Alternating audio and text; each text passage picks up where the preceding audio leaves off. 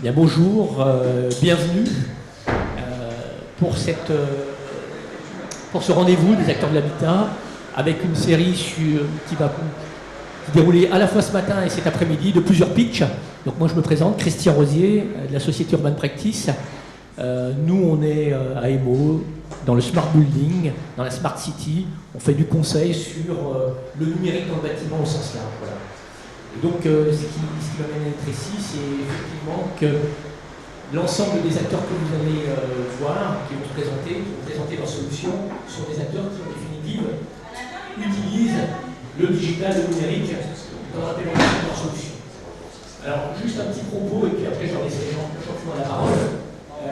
Finalement, quand on regarde bien les évolutions d'innovation du numérique aujourd'hui, en France et dans le monde, l'Office européen des brevets, il dit une chose, depuis 10 ans, le numérique dans l'innovation croît de 20%, dans tous les dépôts de brevets, dans toutes les innovations qui vont passer, c'est 5 fois plus que tous les autres secteurs confondus. Donc en fait, la présence du numérique devient finalement une composante naturelle, voire partie prenante, voire même prépondérante de cette innovation. Et moi, j'ai peut-être juste une petite réflexion à formuler. Je pense qu'il faut qu'on essaye d'imaginer un numérique qui soit un numérique qui intègre une dimension responsable, faire en sorte que dans le bâtiment, on sache mesurer l'impact et les gestes de cette implémentation numérique. Et en particulier, ça doit passer par le partage de la data. Plus on permettra à ce que les solutions, les dispositifs partagent ces données, plus finalement on ira vers un numérique qui soit responsable. Parce qu'aujourd'hui, on observe un monde qui est très siloté, avec des solutions qui sont déployées les unes à côté des autres et qui en définitive sont souvent des freins au partage de cette data. Et donc, on a tendance à reproduire, à multiplier les canaux de production de la donnée avec des infrastructures qui sont déployées sur les bâtiments ou sur les territoires, avec des systèmes qui stockent de la donnée, qui sont multipliés les uns aux autres. Et donc plus on ira vers des logiques et des solutions qui permettront le partage de ces données, et bien plus on ira aussi vers un numérique responsable dans le secteur du bâtiment, et je pense que ça c'est important. Et donc je vous invite à écouter maintenant ces différentes startups. Et pour commencer, j'invite une première start-up. Alors, il va y avoir deux ce matin qui seront plutôt sur le thème de l'énergie, deux autres qui seront plutôt sur la qualité d'air au sens large, et deux qui seront plutôt sur l'amélioration des processus, comment améliorer mon métier à travers le monde. Et donc, j'accueille, pour commencer, Raphaël Meyer, qui est président directeur général de Lancet Énergie. Alors, chaque acteur va avoir moins de 10 minutes, enfin 10 minutes de présentation, et on laissera 5 minutes de questions, et puis s'il n'y a pas de questions, il faudra compléter tout simplement. Allez-y, merci. Grand merci, bonjour à toutes et à tous, merci d'être là. Effectivement, un sujet de la donnée assez essentiel. Pour faire de la donnée, il faut de l'énergie, effectivement, et un sujet qui bien tragiquement est dans toutes les têtes. Évidemment depuis la crise ukrainienne, bien dramatiquement. Donc, pour me présenter rapidement, je suis ingénieur de formation de l'École Polytechnique Fédérale de Lausanne. J'ai ensuite fait un doctorat dans le domaine du solaire photovoltaïque, solaire silicium, un sujet extrêmement intéressant. Il y a une dizaine d'années, et donc en 2016, avec deux autres cofondateurs, nous avons créé Lancet Energy Storage. Le but étant de développer des approches de rénovation massive qui permettent effectivement de faire la part belle au photovoltaïque. Et on considère effectivement qu'aujourd'hui, l'autoconsommation, la configuration d'autoconsommation, qu'on va définir un petit peu après, peut vraiment devenir un des standards de rénovation avec un usage qui va se populariser, on peut postuler, autant que l'usage frigidaire dans une cuisine, l'usage chauffe-eau dans un bâtiment. Évidemment, le contexte actuel qu'on a tous en tête, celui de l'inflation, plus globalement, plus précisément, pardon, celui de l'inflation du prix de l'énergie, qui en fait explique une bonne partie de l'inflation qu'on mesure aujourd'hui, qui s'inscrit, ceci étant, dans une tendance de fond. Même en France, on a tendance à dire qu'on a une électricité qui est une des moins chères d'Europe. En réalité, c'est pas vrai. On a une électricité relativement chère. Il y a des pays qui ont une électricité encore bien plus faible que la nôtre. Mais comparativement, ceci dit, à l'Allemagne, on est encore à une électricité moitié moins chère que l'électricité allemande, qui a pris 30% sur un trimestre. Et certains pays comme la Belgique ont un prix de l'électricité qui a quasiment doublé depuis le début de la crise. Alors en France, on a effectivement un amortisseur qui, en l'occurrence, apporté par EDF, mais qui ne durera peut-être pas si longtemps que ça. Et faut rappeler que la crise des Gilets jaunes, ça paraît loin maintenant, mais ça se fait encore avec un prix de l'énergie bien plus faible que ce qu'il est aujourd'hui. Et l'effet Gilet jaune, Yellow Jacket Effect, qui est un effet qui a été assez fortement étudié en réalité au niveau européen, d'un point de vue académique, comme étant en fait l'effet qu'il faut annuler, qu'il faut essayer de combattre, pas les Gilets jaunes, mais l'effet Gilet jaune, c'est-à-dire un mouvement de piège d'une certaine façon pour tout un tas de populations, précaires énergétiques notamment, mais pas que, qui peuvent être même assez largement dans la classe moyenne, qui sont piégés dans un usage énergétique ancien, qui leur mobilise des coûts, de l'OPEX, si on veut, extrêmement importants, les fameuses dépenses contraintes, qui empêchent de constituer une possibilité d'investir, de CAPEX, pour, par exemple, acheter un véhicule électrique, faire une rénovation, etc., etc. Et ce type de piège, il faut les déjouer, parce qu'autrement, on va se retrouver avec des prix d'énergie qui vont être payés de plein fouet par tous ces ménages, qui, évidemment, vont avoir tendance à ne pas accepter ces réalités, parce que si vous faites un piège en démocratie, il n'y a pas de solution par l'évolution. D'une certaine façon, l'effet Yellow Jacket, l'effet gilet jaune, s'explique de façon tout à fait rationnelle. Vous avez des populations qui n'ont pas le choix que d'avoir des dépenses contraintes de plus en plus importantes, avec de moins en moins de possibilités d'investir pour avoir un meilleur usage énergétique, et il faut vraiment pouvoir déjouer ça. Donc, on n'a encore rien vu, en fait, de ce que c'est qu'une énergie chère, et il faut vraiment qu'on aille très vite sur développer des approches qui nous permettent de nous décorréler dans les factures qu'on paye des évolutions à la hausse du prix de l'énergie. Et c'est là qu'effectivement les approches en autoconsommation, qu'on va donc définir ici, peuvent être pour nous vraiment un des facteurs clés de succès, en plus, bien entendu, de toutes les approches qu'on utilise en rénovation. Ça ne se fait pas au détriment de l'isolation, ça ne se fait pas au détriment du remplacement des équipements de chauffage, de qualité de l'air, on va en parler après, etc., etc. Mais une approche néanmoins vraiment très sous-utilisée, en tout cas à aujourd'hui, par rapport au potentiel qu'on a. Donc l'autoconsommation, déjà pour le définir, ça veut dire quoi? C'est pas le logement autonome. Parfois on fait la confusion. L'autoconsommation, c'est pas être déconnecté du réseau, c'est pas avoir une maison au milieu du désert qui n'a pas besoin d'un réseau électrique pour être alimenté. L'autoconsommation, si on prend une petite image, quand vous avez un potager, que vous faites des tomates, qui vous donne par exemple 10 kg de tomates par an, si vous mangez ces 10 kg de tomates, vous êtes à 100% d'autoconsommation de vos tomates. Ça ne veut pas dire que vous êtes autonome en tomates avec votre potager. Vous achèterez sans doute des tomates ailleurs, dans un supermarché ou au marché par exemple. Donc l'autoconsommation, c'est ça, c'est pas être autonome, c'est développer une capacité de consommer ce que vous pouvez produire sur place. En l'occurrence, produire avec des panneaux solaires photovoltaïques, c'est-à-dire une production d'électricité que vous pouvez avoir sur le bâtiment, en surimposition de toiture par exemple, mais ça peut être également à proximité, et on voit de plus en plus se développer des ombrières de parking notamment, et également dans certaines ruralités notamment, ce qu'on appelle des centrales villageoises, en autoconsommation, qui sont là en l'occurrence partagées, collectives. Donc des panneaux solaires qui peuvent être partagés entre différents bâtiments. Le point, c'est de dire qu'on peut produire de l'énergie un petit peu partout. On considère que en Europe, en moyenne, couvrir 50% des toitures de bâtiments disponibles en photovoltaïque suffit à produire autant d'énergie primaire que ce qu'on consomme en électricité. Ça ne veut pas dire qu'on va produire au bon moment, ça ne veut pas dire que ça sera disponible, etc., etc. Mais en énergie brute, la moitié de nos toitures en Europe suffit, couvertes de photovoltaïque, suffit à fabriquer autant d'électricité que ce qu'on consomme à l'année. La moitié, pas la totalité, la moitié seulement.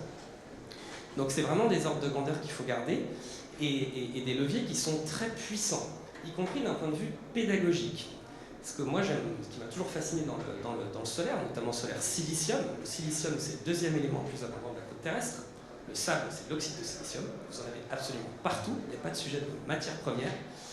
Vous en avez partout. Donc, on comprend bien le fonctionnement. On le voit de l'extérieur. Il y a une pédagogie. On n'est pas sur un système extrêmement compliqué de cycle de Carnot ou d'éléments mystérieux centralisés au milieu de nulle part. C'est sur nos toitures. Et ça descend directement à la maison.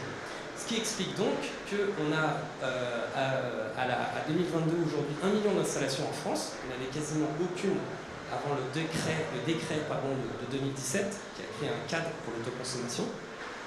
L'autoconsommation en France n'était pas interdite avant ce fameux décret, mais elle était peu intéressante parce que fort tarif de rachat d'une part et absence de tarif de rachat partiel pour l'autoconsommation en France. Mais elle était autorisée, elle n'était pas interdite. En Allemagne, vous en avez déjà 3 millions.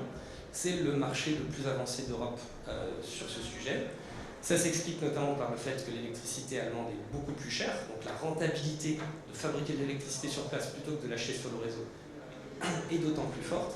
Mais on l'a vu avec la tendance de long terme qu'on a sur l'augmentation des prix de l'électricité, tôt ou tard, vous aurez des rentabilités très très bonnes. En Allemagne, c'est quelques années.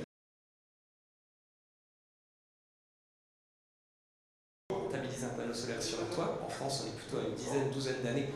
Mais ça demeure des temps de retour qui sont à l'échelle d'un bâtiment relativement court. Un panneau, ça vit 25 ans. Et c'est même de plus en plus garanti 25 ans. Donc c'est vraiment des sujets à considérer, chers amis, à la fois pour vos projets dans le neuf, bien sûr, mais surtout pour la logique de rénovation. Parce qu'on le sait, en rénovation, on a beaucoup moins de leviers que dans le neuf pour apporter de l'économie d'énergie. Ici, ce n'est pas aller composer avec un bâti qui à la base est peut-être très mauvais, qui sera difficile à rénover d'un point de vue thermique. Ici, c'est bien produire de l'énergie qui va redescendre à l'échelle du bâtiment et apporter un peu de résilience. Problème évidemment de l'autoconsommation, et c'est pour ça que ce n'est pas aussi simple que ça. Évidemment, le soleil, c'est la journée, vous n'en avez pas la nuit. Le besoin énergétique, c'est plutôt le matin et le soir, en tout cas dans de l'habitat. Et puis évidemment, vous avez plus besoin d'énergie l'hiver que l'été. Or, le solaire va produire à peu près les 2 tiers de sa production en été et 1 tiers seulement en hiver. Donc, un désalignement entre la production et la consommation. Et donc, c'est là que intervient la thématique du stockage d'énergie. On en parle beaucoup. C'est le levier à déverrouiller pour avoir globalement un mix décarboné renouvelable. Et c'est particulièrement vrai dans le cadre du solaire, puisque c'est l'énergie intermittente, évidemment par excellence. Vous n'aurez jamais de soleil la nuit. La lune, malheureusement, ne fait que refléter l'énergie du soleil, donc elle vous donne très peu d'énergie.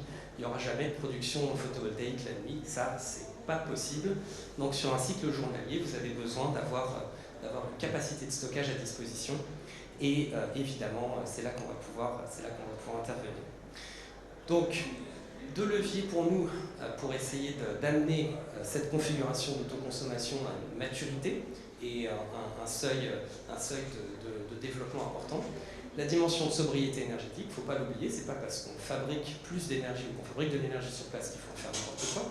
N'oublions pas encore une fois toute la dimension efficacité énergétique, isolation et probablement une forme tôt ou tard de modération de certains usages. On parle de mécanismes de délestage, d'effacement, etc. Tout ça, c'est de la flexibilité. Donc cette dimension sobriété, elle est importante. Et puis la dimension stockage, avec la possibilité donc de stocker sur place l'électricité en journée et l'utiliser plus tard, le soir, et ce qui va vous permettre donc d'augmenter votre taux d'autoconsommation. Le stockage, c'est comme le frigo pour vos tomates, c'est la même chose, d'une part, et d'autre part, évidemment, d'avoir une baisse sur les factures plus importante. Et j'en viens donc avec un exemple parmi d'autres. Ici, je viens représenter l'ANCEP, la société dont je suis le fier président, évidemment. Mais considérez bien qu'il y en a de multiples formes de configuration en autoconsommation. Moi, ce qui m'intéresse, c'est qu'on ait du solaire partout, que vous choisissiez du lancer ou pas, à la limite, ça m'est égal. Mettez du panneau solaire, de toute façon, vous ferez des économies. Voici, ceci dit, un exemple de rénovation qu'on peut avoir, qui va s'installer en quelques heures. Donc c'est vraiment extrêmement rapide et qui sera quasiment universel. Ça va donc être le solaire photovoltaïque, ici en autoconsommation. Si on prend la configuration de base, qui est la plus installée en France, 3 kW crête, ça prend 20 mètres carrés de panneaux solaires. C'est plus petit que cette salle. Donc c'est pas si grand que ça, et ça s'installe en quelques heures en surimposition de toiture, simplement avec des espèces de pinces, de clampes qui vont venir se pincer les tuiles, tout simplement. Ne percez pas le toit, vous n'aurez pas de problème d'étanchéité. Cette production, donc, elle va redescendre au niveau du tableau électrique, tout simplement. Entre les deux, vous avez ce qu'on appelle un onduleur, courant continu, courant alternatif. Ensuite, dans le cadre d'une installation lancée, on va remplacer le système de chauffage précédent, par exemple du convecteur électrique, du grille-pain, ou même une dépose de chaudière gaz individuelle.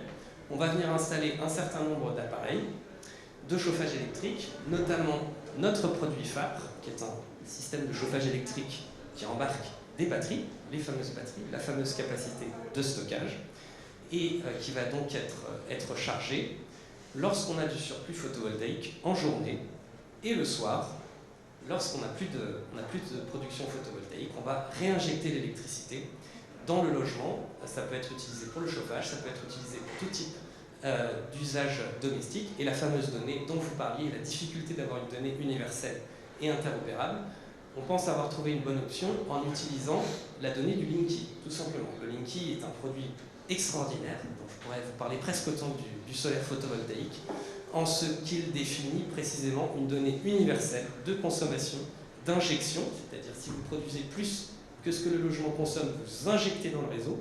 Là, ça correspond à un signal de charger les batteries pour ne pas injecter dans le réseau, garder sur place. Et c'est universel. Vous avez 25 millions de compteurs maintenant qui sont installés. Vous les avez dans tous les logements français et une bonne partie du tertiaire. Donc c'est vraiment très, très, très pratique. Là, vous avez un standard, vraiment. Donc, stockage du photovoltaïque, stockage aussi en heure creuse, et utilisation évidemment quand c'est nécessaire, avec ensuite des périphériques pour contrôler l'eau chaude sanitaire, les sèche-serviettes, etc., etc. Ça, c'est une configuration qui, pour moins de 10 000 € par logement, va vous permettre de plus que diviser par 2 la facture d'électricité. En moyenne, en France, c'est 2 000 € par an d'électricité pour un logement d'une centaine de mètres carrés. Donc, vous êtes sur des temps de retour sur investissement de moins d'une dizaine d'années, en considérant l'inflation que j'ai mentionnée tout à l'heure. Voilà une configuration, donc, mais qui ne fait partie qui n'est qu'une configuration parmi d'autres, qui peut vraiment, qui doit vraiment vous rentrer petit à petit dans les mœurs. Et on est là, évidemment, pour vous en parler le cas échéant. Voilà, j'espère qu'on a été trop long. Merci Raphaël. En tous les cas, on a vu que vous avez fait la promotion du solaire. Et je vous remercie. Est-ce que il y a 2 minutes pour les questions parce qu'il a parlé, parlé. Qui souhaite parler? Sinon, vous pouvez aller sur son stand. Il vous invite évidemment. Vous avez une question, messieurs, dames, parce que c'était tellement clair qu'on n'a pas besoin de. Si quand vous parliez de 50% des toitures pour effacer en gros les consommations d'énergie, vous parliez de consommation d'électricité, consommation d'énergie au sens large de remplacement. Non, très bonne question. C'est la consommation brute annuelle d'électricité peut être couverte par la production brute annuelle d'électricité de la moitié des toitures européennes. Ça ne veut pas dire que vous avez aligné l'offre et la demande, et on ne parle que de l'électricité qui représente malheureusement qu'un tiers de l'énergie finale. Un tiers de l'énergie finale qu'on consomme en Europe, c'est de l'électricité, mais les 2 tiers, c'est encore très largement des énergies fossiles, un tout petit peu de biomasse. Donc effectivement, ça ne résout pas tous les problèmes, vous avez raison, mais cet ordre de grandeur, des fois on dit quelques pourcents de la surface du Sahara qui suffisent à couvrir les besoins énergétiques de l'humanité. C'est des images pour dire que c'est massif, c'est extrêmement massif. Et On n'en parle pas ici parce qu'on n'a déjà pas le temps, mais aujourd'hui, un panneau solaire, la valeur ajoutée réalisée en France, même si la cellule vient de Chine, c'est les 2/3 de l'installation.